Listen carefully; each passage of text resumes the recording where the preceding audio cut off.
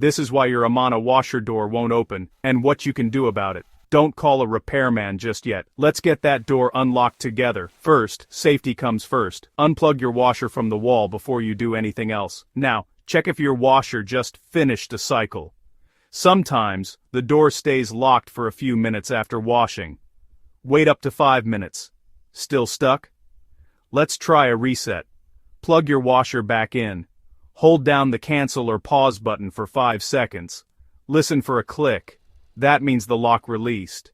If that didn't work, check if there's water inside. The washer won't open if there's water left. Run a drain and spin cycle to clear it out. Still stuck? There may be a problem with the lock itself. Some models have a small access door near the bottom. Open it and look for a pull tab or release cord.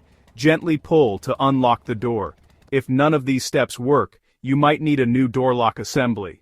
Remember, don't force the door open, or you could break it. If you're unsure, call a professional. Now you know what to do when your Amana washer door gets stuck. Good luck.